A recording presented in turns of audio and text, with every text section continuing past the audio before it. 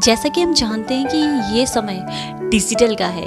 ऐसे में अगर आपको डिजिटल मार्केटिंग क्या है पता नहीं है तो शायद आप दूसरों से थोड़ा पीछे हो सकते हैं। मैं ऐसा इसलिए कह रही हूँ क्योंकि हमें अपने बदलते समय के साथ साथ चलना है, नहीं तो हम पीछे रह जाएंगे। और ये बात बिजनेस में भी लागू होती है। वो दिन गए जब लोग घर घर जाकर अपनी चीज़ों के बारे में बताते थे, और इस प्रकार की स्ट्रेटजी आज के दौर पर चल पाना मुश्किल ही नहीं, नामुमकिन की तरह है। क्योंकि इससे समय की बहुत बर्बादी होती है और इससे कम समय में इतने लोगों के पास पहुंच पाना लगभग नामुमकिन सा है।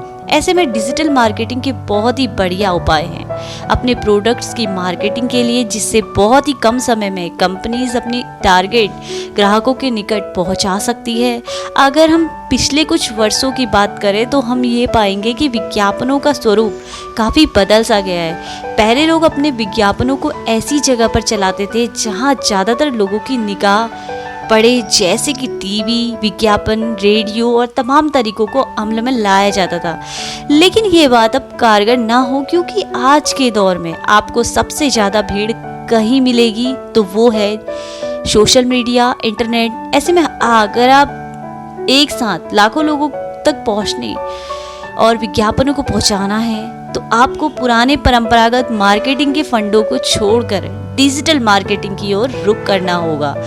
इसलिए आज मैंने सोचा कि क्यों ना आप लोगों को डिजिटल मार्केटिंग के बारे में पूरी तरह जानकारी दी जाए, जिससे कि आपको इस नए कॉन्सेप्ट डिजिटल मार्केटिंग के बारे में पता चले। तो फिर देरी किस बात की, चलिए शुरू करते हैं और आपको बताते हैं कि डिजिटल मार्केटिंग क्या है और ये कैसे काम करती है। डिजिटल मार्केटिंग दो शब्दों का मेल है, डिजिटल और मार्केटिंग। यहाँ पर डिजिटल का संपर्क इंटरनेट से है और मार्केटिंग का संबंध विज्ञापन से। मेरे कहने का मतलब ये है कि ये एक ऐसा जरिया है जिसमें कि कंपनीज अपने प्रोडक्ट की मार्केटिंग इलेक्ट्रॉनिक मीडिया के द्वारा करती है, जो कि ट्रेडिशनल तरीके से काफ़ी अलग है। यहाँ डिजिटल मार्केटर्स को अलग अलग मार्केटिंग कैंपेन्स तैयार करके उसे किसी कंपनी के प्रोडक्ट को सेल करने में एक्सपेरिमेंट करना होता है। उन्हें इन मार्केटिंग कैंपेन्स को एनालाइज करना होता है कि कैसे चीज़ों को लोग ज़्यादा पसंद करते हैं और कैसे नहीं। उन्हें यह भी देखना होता है कि किसी प्रकार के चीज़ों को लोग ज़्यादा देखते हैं, क्या उन्हें अटेंशन अपने तरफ ज़्यादा आकर्षित करती है और किन चीज़ों को देखकर वो चीज़ों को खरीदते हैं। इन डिजिटल कैंपेन्स को करने के लिए वो मोबाइल मैसेज और mobile apps, broadcast, electronic billboards और रेडियो चैनल्स जैसे दूसरे डिजिटल माध्यम का इस्तेमाल करते हैं। तो मेरे कहने का मतलब ये था कि ये डिजिटल मार्केटिंग एक बड़े अम्ब्रेला के समान है, जिसके अंदर हमारी सारी ऑनलाइन एफर्ट्स समा जाती है। इन डिजिटल बिजनेस में मुख्य रूप से गूगल सर्च मीडिया, ईमेल और दूसरे वेबसाइट का इस्तेमाल किया जाता है ज़्यादा से ज़्यादा लोगों से जुड़ने के लिए। एक रियलिटी की बात यह है कि पहले समय के मुकाबले आजकल लोग सबसे ज़्यादा समय ऑनलाइन ही व्यतीत करते हैं। इसलिए अभी का बिजनेस मोबाइल भी काफ़ी हद तक बदल सा गया है। इसलिए अब ऑफलाइन मार्केटिंग का लोग ज़्यादा इस्तेमाल नहीं कर रहे हैं, बल्कि अब ऑनलाइन मार्केटिंग ज़्यादा कारगर सिद्ध हो रहा है। क्योंकि अब तो मार्केटिंग का सही मायने ये है कि सही ऑडियंस से सही जगह में और सही समय में कनेक्ट करना ही इसका उचित मतलब है। इसलिए आपको ये सोचना होगा कि आप इन लोगों से कहाँ मिल सकते हैं जिससे आपका अपना बिजनेस बढ़ा सकते हैं, और इसका जवाब है ऑनलाइन। तो आइए जानिए, अब बताते हैं कि क्यों डिजिटल मार्केटिंग इतनी ज़रूरी है। अब बात आती है कि आखिर ये डिजिटल मार्केटिंग इतना ज़रूरी क्यों है। तो मैं आपको ये बता देना चाहती हूँ कि आजकल की ये डिजिटल मीडिया इतनी ज़्यादा ओपन है कि आज सभी के पास इंफॉर्मेशन के बहुत सारे सोर्सेस हैं। वो किसी भी समय और किसी भी जगह कोई भी जानकारी प्राप्त कर सकते हैं। अब वो दिन नहीं रह गए कि जब वो टेक्स्ट मैसेज पर निर्भर रहते थे। वो वही चीज़ देख पाते थे जिनके बारे में उन्हें मार्केटर्स जानकारी देता था।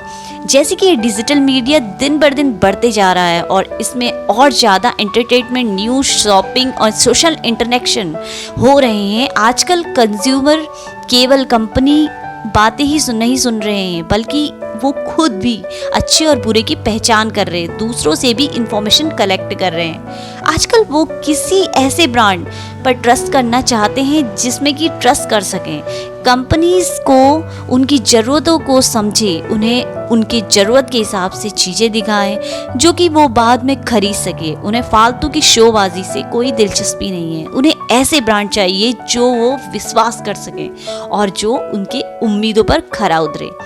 चैलेंजेस जिन्हें कि डिजिटल मार्केटर्स को झेलना पड़ता है। नंबर 1, डिजिटल चैनल्स का बहुउपयोग। कंज्यूमर्स बहुत सारे डिजिटल चैनल का उपयोग अपने अलग अलग डिवाइस में कई प्रकार से करते हैं, जिसके लिए उन्हें अलग अलग प्रोटोकॉल्स, सिग्निफाइज और इंटरफेसेस का उपयोग करना पड़ता है। इसलिए उनके सही तरीके इंटरेक्ट कर पाना डिजिटल मार्केटिंग के पक्ष में संभव नहीं हो पाता।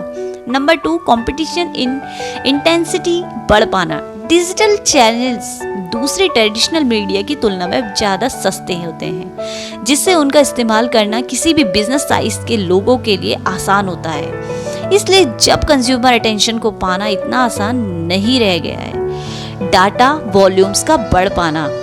किसी भी जगह डिजिटल चैनल्स में आखिरकार कंज्यूमर्स बहुत सारा डाटा पीछे छोड़ जाते हैं। इन डाटा को हैंडल कर पाना बहुत ही मुश्किल होता है। इसके साथ ही डाटा को खोज पाना उन डाटा वॉल्यूम से एक बहुत बड़ी चुनौती होती है।